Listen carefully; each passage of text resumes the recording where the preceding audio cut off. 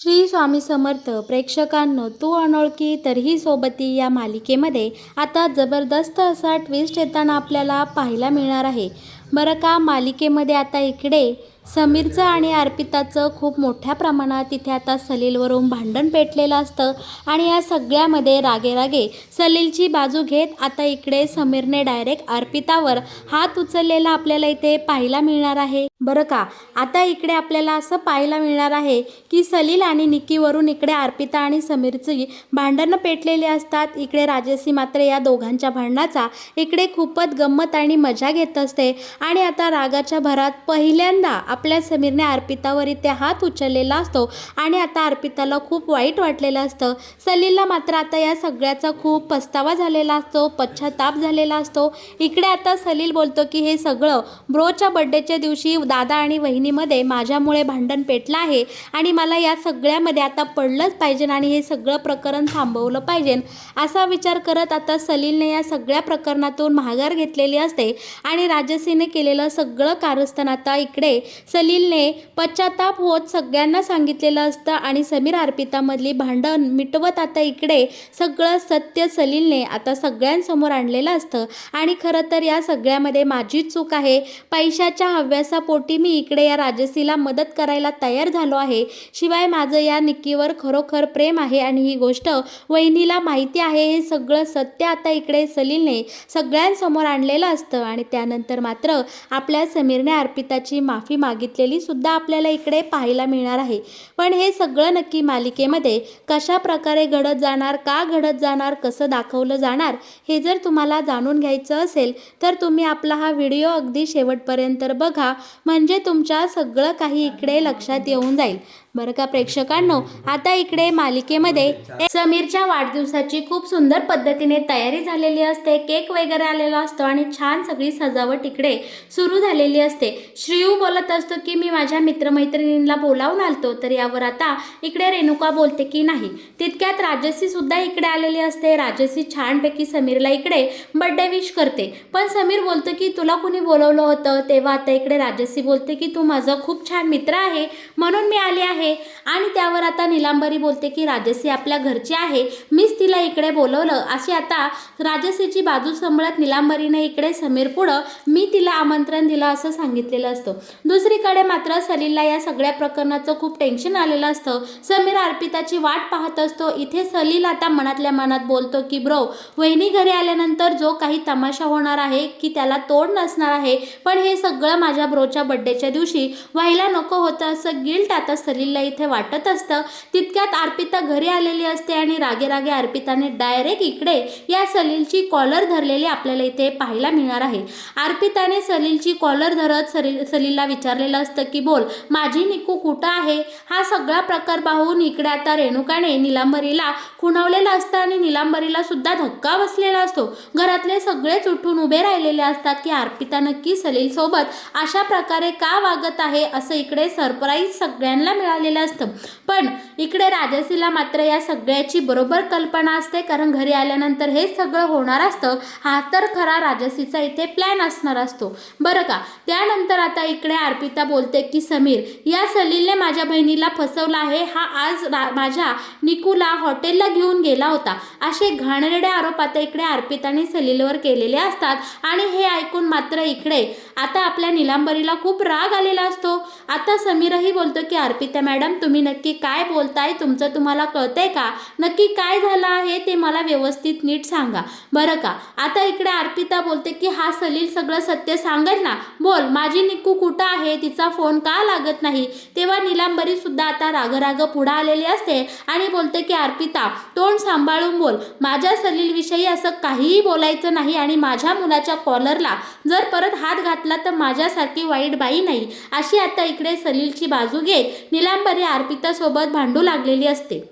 आणि नीलांबरी यावर बोलते सुद्धा, त्या फालतू निक्कीच्या नादी माझा सलील कधीही लागणार नाही, तुझी बहीणच नालायक आहे, तीच मूर्ख पोरगी आहे, बावळट आहे, असे आरोप आता इकडे नीलांबरीने निक्कीवर केलेले असतात. हे ऐकून मात्र आता आपल्या अर्पिताला खूप राग आलेला असतो. अर्पिता हात जोडून सासूला बोलते की माझ्या बहिणीविषयी एक शब्दही बोलायचा नाही, तुमच्या या पोराचं माझ्या बहिणीवर, या सलीलचं आणि निक्कीचं एकमेकींवर प्रेम आहे, म्हणून काय तो माझ्या निक्कीचा असा फायदा घेणार का, डायरेक्ट हॉटेलला घेऊन जाणार का, याला हे वागणं शोभलं का, असे आरोप आपले अर्पिता इकडे सलीलवर करत असते. पण इकडे नीलांबरी बोलते की हे बघ सलील, हिला उत्तरं द्यायची अजिबात गरज नाही, माझा तुझ्यावर पूर्णपणे विश्वास आहे, तुझी बहीणच खालच्या चारित्र्याची असेल, ती चांगली नाही, असे आता आरोप इकडे नीलांबरी अर्पितावर आणि निक्कीवर करत असते. आपला समीर या दोघींमध्ये मध्यस्थी करतो आणि बोलतो की दोघीही शांत बसा, सगळ्यांनी भांडणं करून काही होणार नाही, शांतपणे आपण ही परिस्थिती हाताळू, नक्की काय घडलं आहे अर्पिता मॅडम तुम्ही बोला आणि जरा शांत व्हा, असे तोंडातून कसलेही शब्द काढू नका की नंतर तुम्हालाच या सगळ्या बोलण्याचा पश्चाताप होईल, असं आता सलीलने इकडे आपल्या समीरने आपल्या अर्पिताला सांगितलेलं असतं. पण राजश्री बोलते की वा, हाच तर तमाशा मला पाहायचा होता, फुकट तिकिटाचा चांगला तमाशा मला इथे पाहायला मिळाला आहे. राजश्रीला मात्र या सगळ्या तमाशाचा खूप इकडे आनंद झालेला असतो आणि अर्पिता आणि नीलांबरी मात्र इकडे सलील आणि निक्कीच्या बाजूने भांडू लागलेले असतात बरं का. आता सलील इकडे झापड्यागत मान खाली घालून उभा असतो, कारण खरं तर हे सगळं प्रकरण आता सलीलनेच घडवून आणलेलं असतं. अर्पितासमोर सगळा गैरसमज सलीलनेच इकडे घडवलेला असतो, त्यामुळे सलील काही इथे बोलत नसतो. समीर बोलतो की शांत व्हा, अजिबात दोघीही एकमेकांसोबत भांडू नका, निक्कीला आपण इथं बोलूया आणि खरं खोटं करूया, असं समीर बोलत असतो. अर्पिता बहिणीची बाजू मांडत असते, नीलांबरी तिच्या मुलाची बरं का. या सगळ्यामध्ये आता समीरने आपल्या अर्पिताला शांत केलेलं असतं. सलील बाहेर निघून गेलेला असतो आणि त्याने आता इथे निक्कीला फोन केलेला असतो का. सलील सांगतो की वहिनीला आपण त्या सनफ्लॉवर हॉटेलला गेलो होतो, ते सगळं कळलेलं आहे, आत्ताच्या आत्ता तू इकडे चाळीकडे निघून ये, हा प्रकरण खूप हाताबाहेर गेला आहे, तू इथं आल्याशिवाय वहिनी शांत होणार नाही, असा आता निरोप निक्कीला सलीलने दिलेला असतो. निक्की बोलते की मला दीनी सांगितलं होतं की सलीलपासून लांब राहायचं आणि आज आम्ही दोघेही हॉटेलला गेलो, ही गोष्ट दीला कळली, तिथं नक्की काय परिस्थिती असेल, दी नक्की या सगळ्यावर कशी रिॲक्ट होईल, पण सलीलसाठी मला तिकडं गेलंच पाहिजे, असं आता निक्की बोलते आणि ती तिकडे आता अर्पिताच्या घरी जायला निघालेली असते. तोवर इकडे आगीत तेल ओतायचं काम या राजश्रीने केलेलं आपल्याला इथे पाहायला मिळणार आहे. राजश्री आता समीरच्या आईला बोलते की समीरची आई तुम्ही जरा शांत व्हा, काळजी करू नका, सलील खूप चांगला मुलगा आहे, माझा त्याच्यावर पूर्ण विश्वास आहे, तुम्ही पाणी घ्या बरं. आणि आता इकडे नीलांबरीला पाणी देत राजश्री बोलते की चला एक वेळ आपण मान्य करूया की हा सलील त्या स्टुपिड निक्कीच्या प्रेमात पडला असेल. निक्कीबद्दल अपशब्द बोलतात आता इकडे अर्पिता या राजश्रीच्या अंगावर धावून जाते आणि बोलते की माझ्या बहिणीविषयी काहीही बोलायचं नाही. तेव्हा आता इकडे राजश्री बोलते की हा नियम तुला सुद्धा लागू पडतो, अगं तो सलील तुझा ब्रदरली रॉ आहे आणि तू त्याच्यासोबत असं वागते, त्याच्यावर असे आरोप करते, काय सांगाव, तुझी बहीणच एकदम नालायक असेल, तिचेच कॅरेक्टर लूज असेल आणि म्हणूनच तिने सलीलला तिकडे हॉटेलवर नेला असेल, हे सगळं उलटही घडू शकतं, असा आता इकडे राजश्रीने सगळा डाव पलटवलेला असतो आणि नीलांबरीच्या नजरेत स्वतःची इकडे इमेज तयार केलेले आपल्याला पाहायला मिळणार आहे. अर्पिता मात्र राजश्रीला बोलते की माझी निकू अशी नाही. मग राजश्री बोलते की सलील असा आहे का, नक्की तुला म्हणायचंय काय. बघा समीरची आई ही बाई काय बोलते, तुमच्या मुलावर थेट हिने आरोप केले, याचा अर्थ तिने थेट तुमच्या संस्कारांवरच आरोप केले आहे, तुमच्यावर आरोप केला आहे. समीरच्या भावाविषयी असं बोलायला या अर्पिताला लाज वाटली नाही का, असं आगीत तेल आता बरोबर या राजश्रीने ओतलेलं असतं आणि ते भडका अजूनच तिने पेटवलेला असतो बरं का. आता मात्र इकडे सलील येऊन सांगतो की निक्की इकडे यायला निघाली आहे, तिचा फोन लागला आहे. त्यानंतर मात्र आता इकडे दुसराच तमाशा उभा राहिलेला असतो की आता निक्कीचा फोन कसा काय लागला बरं, तू तर इतक्या वेळ बोलत होती ना निक्कीचा फोन लागत नाही. तेव्हा अर्पिता बोलते की सलीलला विचारा की तो निक्कीला घेऊन हॉटेलला गेला होता की नाही. समीर बोलतो की अर्पिता मॅडम, माझा तुमच्यावर विश्वास आहे, पण माझ्या भावावर सुद्धा विश्वास आहे, तो असं वागू शकणार नाही. असं आता समीर इकडे सलीलची बाजू घेत असतो. सगळे चाळीतली लोक हा तमाशा पाहायला इथे उभे राहिलेले असतात. आणि बरं का, आता निक्की सुद्धा इकडे आलेली असते. निक्कीला दारात पाहून आता नीलांबरी तिच्या अंगावर धावून जाते आणि बोलते की ह्या कार्टीमुळेच माझ्या घरामध्ये हा तमाशा उभा राहिला आहे.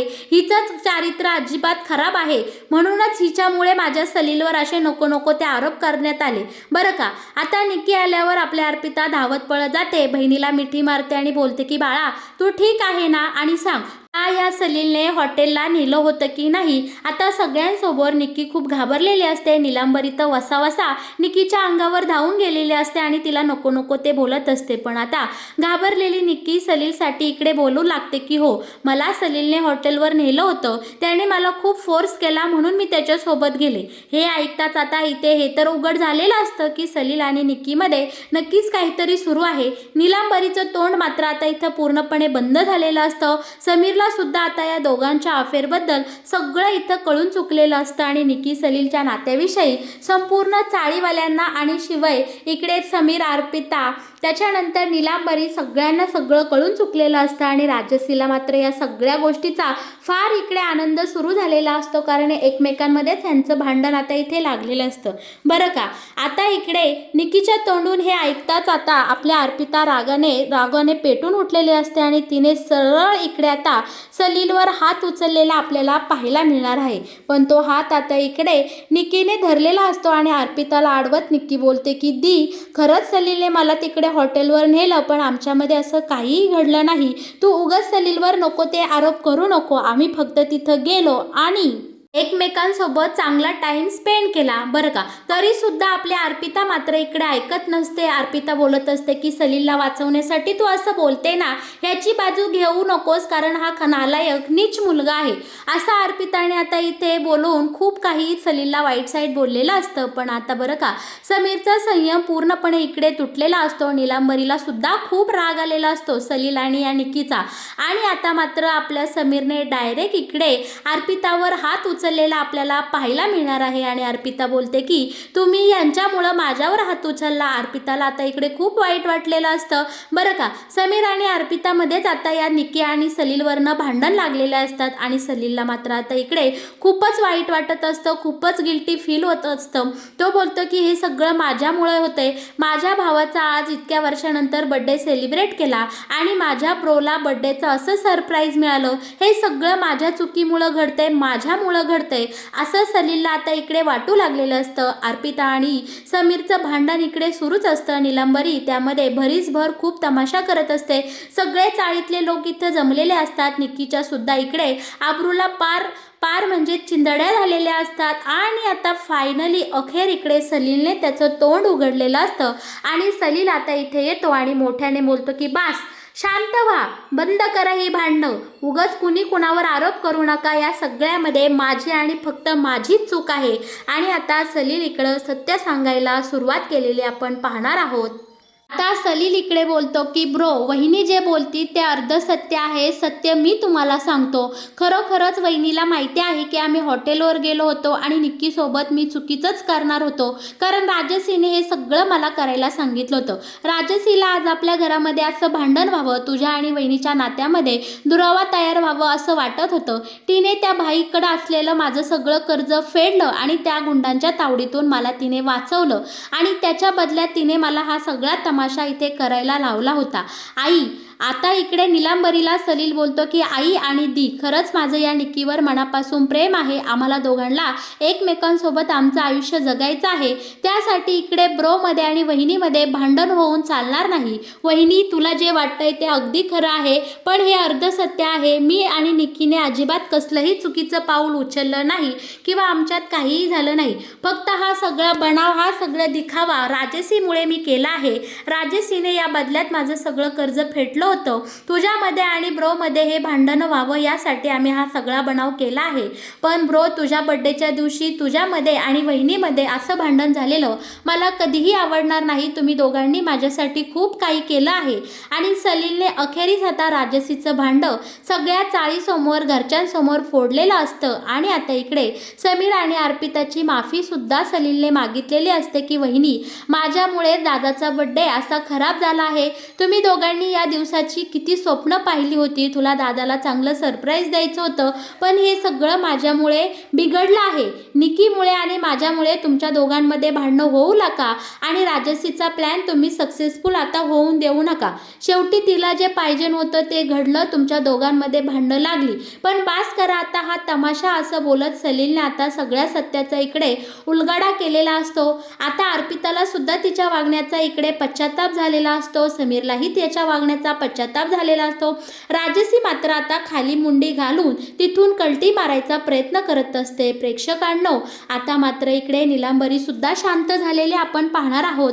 आणि अखेरीस आता आपल्या समीरने अर्पिताची माफी मागत हा सगळा प्रकरण इथे मिटवताच राजसीला नक्की काय शिक्षा द्यायची, तिला कसा धडा शिकवायचा यावर आता समीर अर्पिता विचार करू लागलेले आपण येणाऱ्या काही भागांमध्ये पाहणार आहोत. तर मग प्रेक्षकांनो, कसा वाटला तुम्हाला तू अनोळखी तरीही सोबती या मालिकेत येणारा हा नवीन ट्विस्ट? मालिकेत येणारे असेच नवनवीन अपडेट, नवनवीन वळणं तुम्हाला सगळ्यात आधी जाणून घ्यायचे असतील तर तुम्ही नक्कीच आपल्या या चॅनलला सबस्क्राईब करा आणि व्हिडिओला लाईक केल्याशिवाय अजिबात कुठे जाऊ नका. तुम्ही माझा हा व्हिडिओ अगदी शेवटपर्यंत पाहिलात म्हणून मी तुम्हा सर्वांचे इकडे मनापासून आभार मानते. धन्यवाद.